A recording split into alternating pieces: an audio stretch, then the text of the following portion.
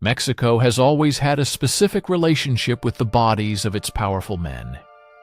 It is not the relationship of neat historical distance, of bronze statues and sealed mausoleums and plaques on walls. It is something older and stranger and considerably more intimate than that. The country has, repeatedly and with a consistency that starts to look like national character, subjected the physical remains of its rulers and revolutionary heroes to fates that combine the ceremonial with the grotesque, the reverential with the violent, the sacred with something that has no clean word in any language. What follows is an account of 4 men who shaped Mexico, who commanded armies, declared themselves emperors, won battles that changed the country's course, and became figures so large the nation built monuments to them, and what actually happened to their bodies. Not the monuments, the bodies. Chapter 1. Antonio Lopez de Santa Anna. The leg comes home. 1838. Veracruz. The Gulf of Mexico coast. The French had arrived in what would become known with a name that contains the entire absurdity of the event as the Pastry War. The specific grievance that had escalated into a naval bombardment of Mexican coastal fortifications involved, among other diplomatic and financial irritants, a French pastry chef in Mexico City who claimed that Mexican officers had eaten his cakes without paying. This was not the only grievance, but it was the one that gave the conflict its name, and the name accurately represents the register of the thing: a naval engagement over pastry. Antonio Lopez de Santa Anna was, at that moment in 1838, in one of the periodic phases of his career that involved not being the most powerful man in Mexico. He had held supreme executive power, lost it, held it again, lost it again, in a cycle that would continue for decades. Because Santa Anna had understood something about Mexican politics that most of his contemporaries had not. That power was not a destination, but a recurring performance, and the performance required the occasional dramatic exit as much as it required the grand entrance. He inserted himself into the French engagement with the calculation of a man who understood what a battlefield could do for a political reputation. The French cannonball that struck him in the leg was not a metaphor.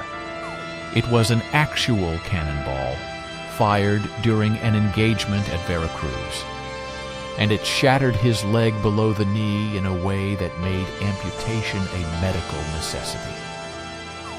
The procedure was performed under the conditions that field surgery in 1838 offered, which is to say with speed and brutality as the primary virtues and anesthesia as a concept that would not be available to Santa Anna's surgeon in any practical sense. Santa Anna lost his right leg.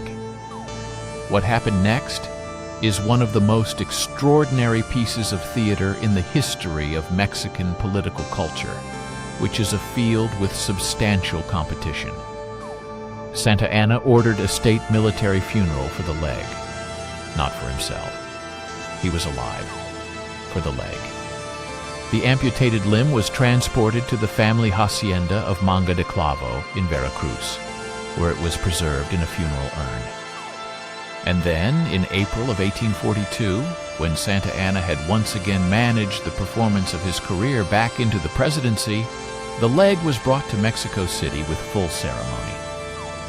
There was a military procession, there were cannon salutes, there was a formal escort of soldiers, there were speeches. There was poetry composed and read aloud, specifically in honor of the limb. The leg was placed in a crystal and gold urn and interred with full military honors in the cemetery of Santa Paula in Mexico City. while the capital's population was invited to observe and participate in what was, in its structural logic, a state funeral for a body part that its owner was still actively using the rest of his body to attend. Santa Anna gave a speech. He described his leg's sacrifice for the nation.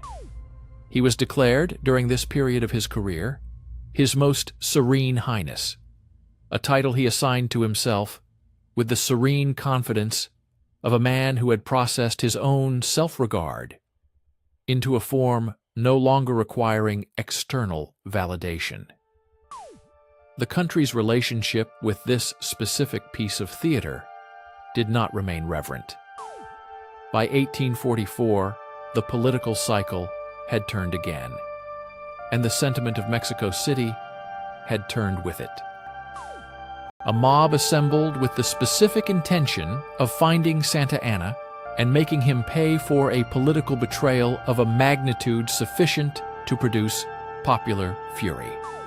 Santa Anna was not in the city. He escaped. His leg was. The mob found the tomb. They broke into it. They removed the urn and smashed it. The leg, or what remained of it by this point, was taken into the street and treated to a demonstration of popular political opinion.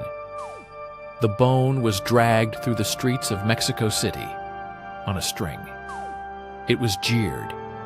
It was subjected to what the mobs of the period did to the symbols of overthrown power: mockery, debasement, and the particular violence of humiliation. Antonio Lopez de Santa Anna, who would hold presidential power 11 separate times, who had been styled His Most Serene Highness, who had organized a state military funeral with cannon salutes and poetry for an amputated limb.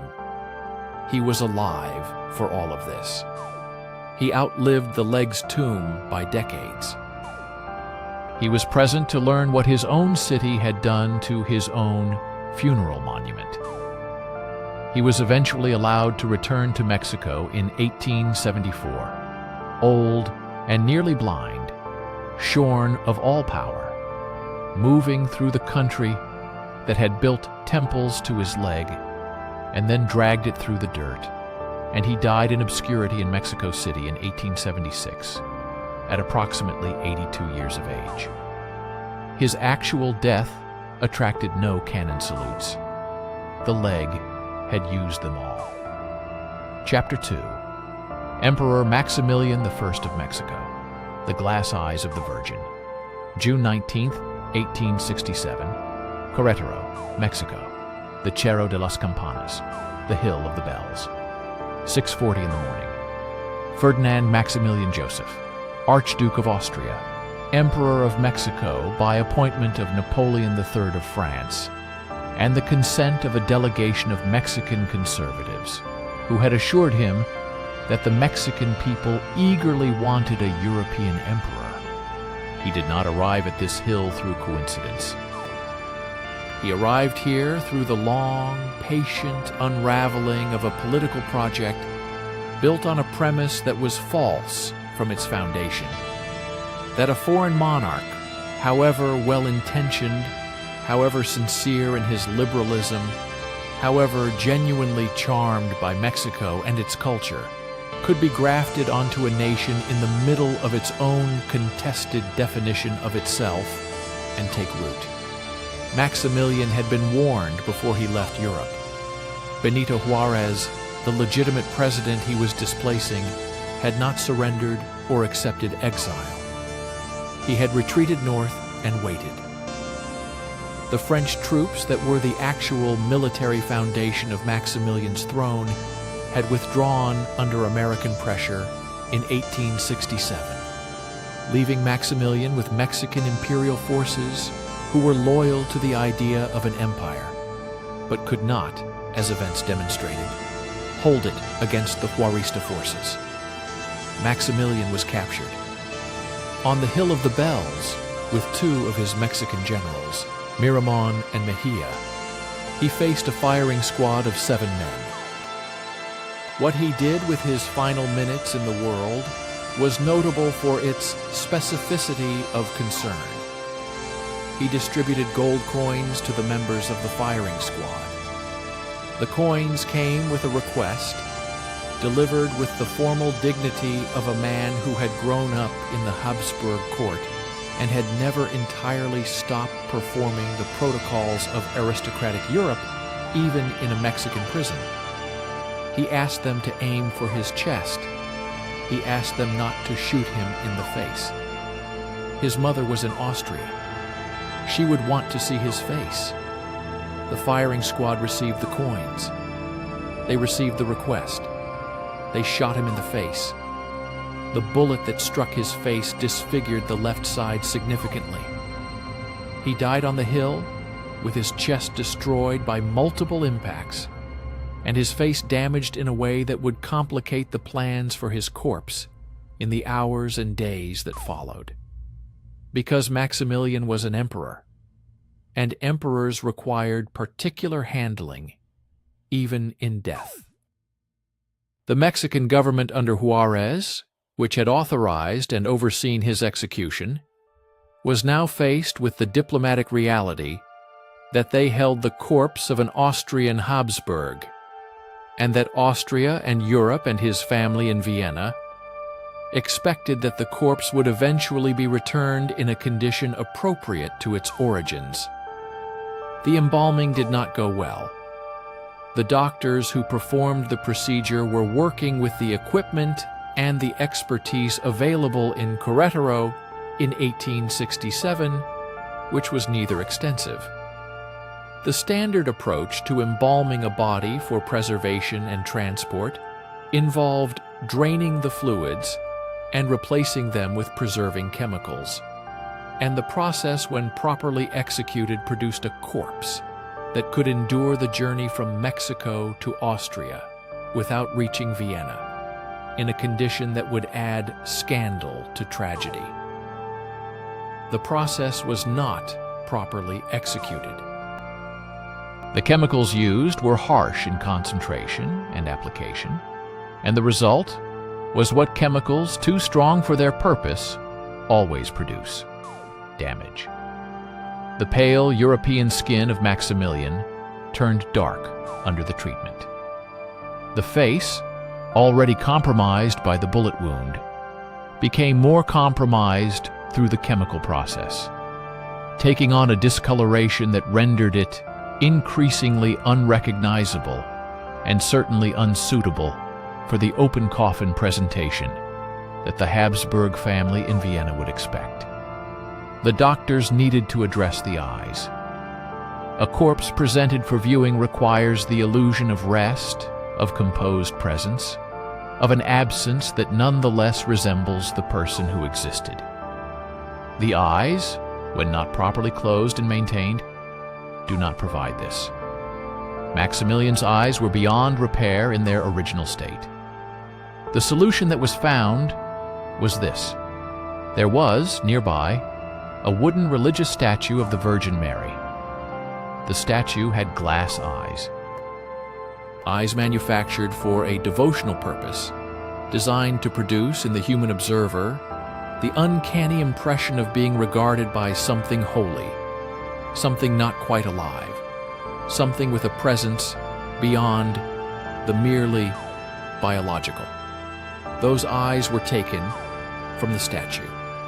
They were placed in the orbital sockets of Emperor Maximilian I of Mexico, the Habsburg emperor who had arrived in Mexico in 1864 on a ship called the SMS Navarra, who had issued liberal decrees and collected butterflies and corresponded with Benito Juarez, asking him to come to some arrangement, who had stayed when he should have left, died on the Hill of the Bells, and traveled back to Vienna, staring at the world with the borrowed glass eyes of a Mexican devotional Madonna.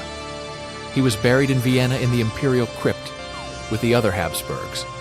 The statue of the Virgin Mary in Caricature had to be refitted with new eyes. Chapter 3. Álvaro Obregón, The Caricature, July 17, 1928. La Bombilla restaurant. San Angel, Mexico City. Álvaro Obregón had been undefeated. This was not rhetorical.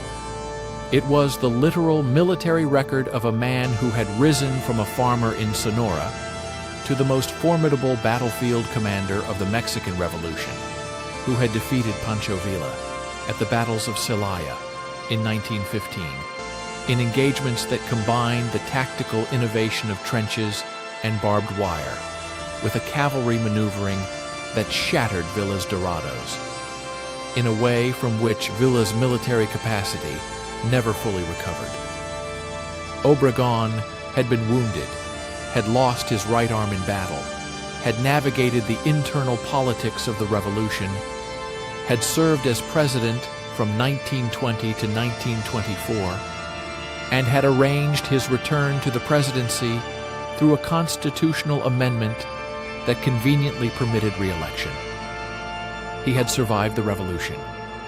He had survived the post-revolutionary settling of accounts, which was itself a sustained violent process.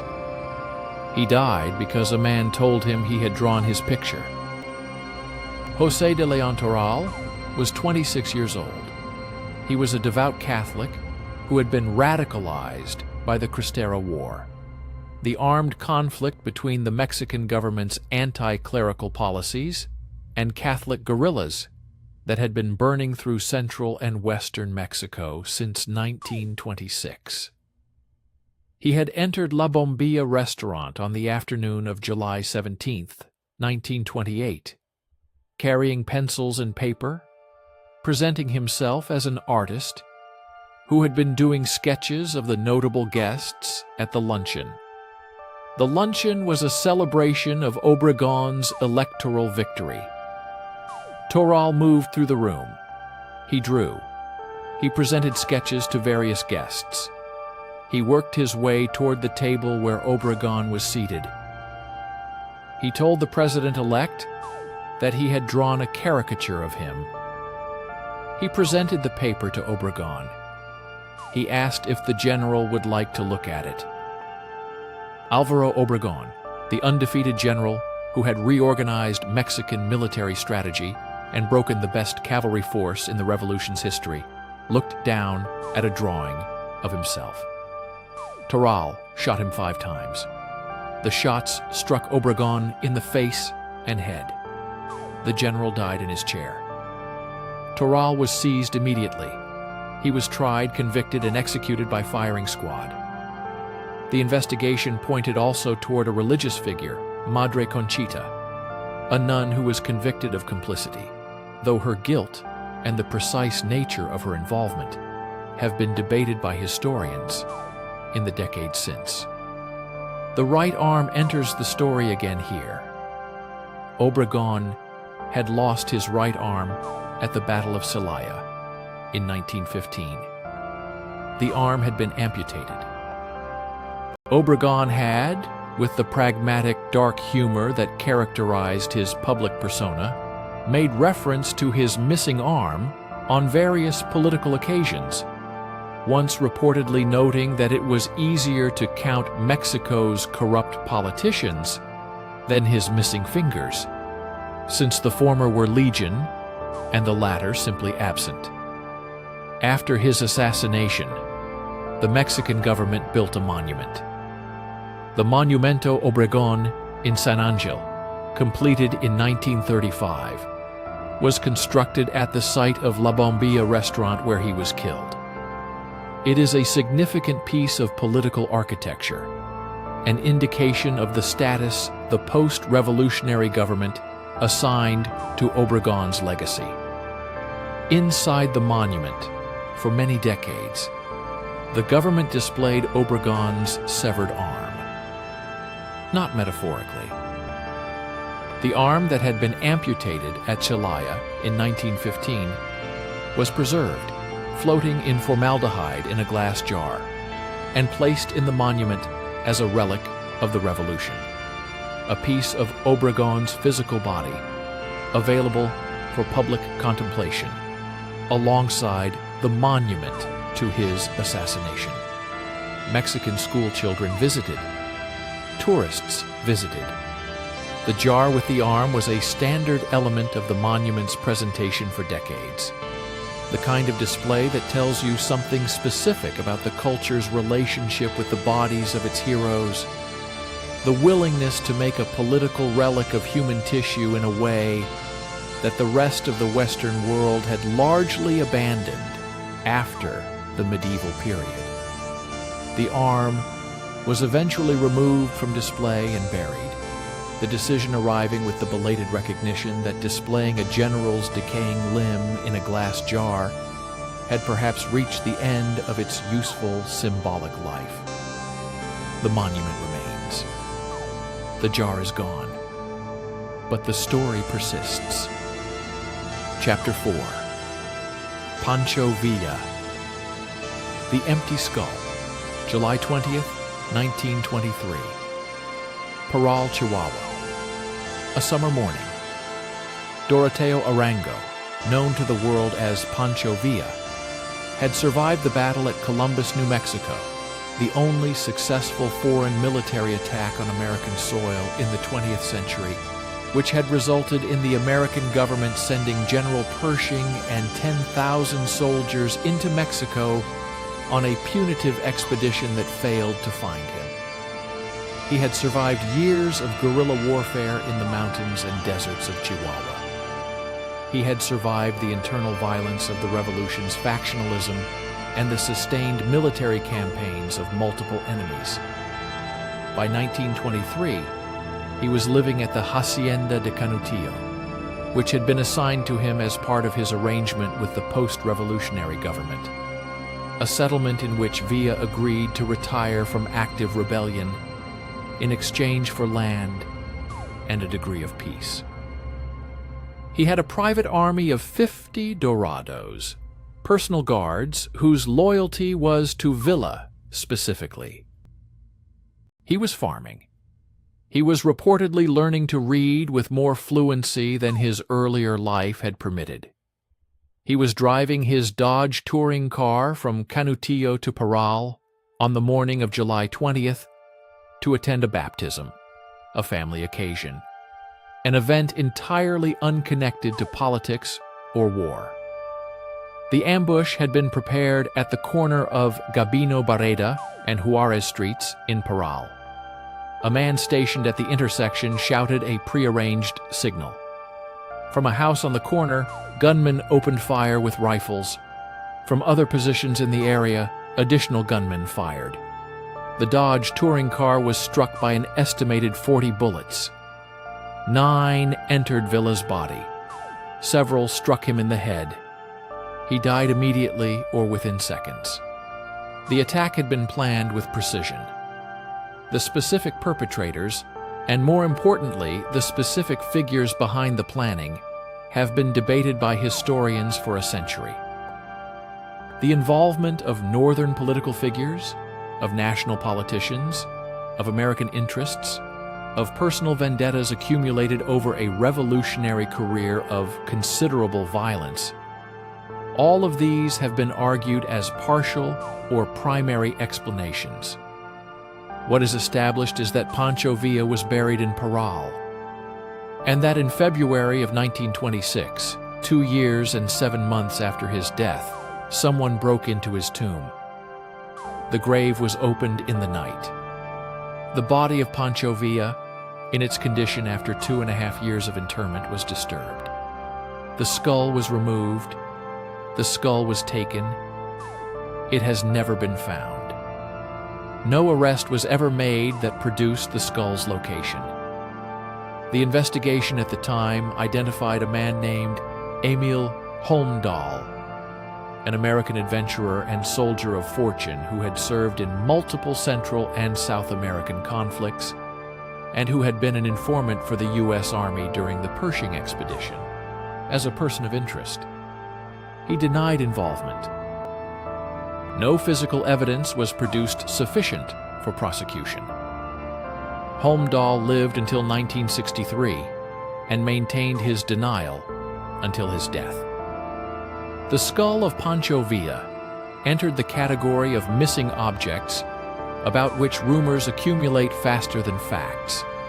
The most persistent rumor, which has the quality of legend more than documented history, is that the skull was acquired by a secret society based at Yale University, a group called Skull and Bones, whose members allegedly included Prescott Bush, father of one American president and grandfather of another, who had been stationed near Chihuahua during the Pershing expedition.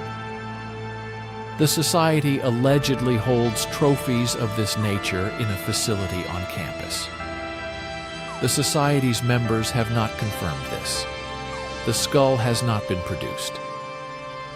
The claim rests on a letter allegedly written in 1918 referencing such an acquisition, which was found in archives and which may be authentic, may be misinterpreted, or may be fabricated. The Mexican government transferred Villa's remains, minus the skull, to the Monument to the Revolution in Mexico City in 1976. The monument holds a body without a head.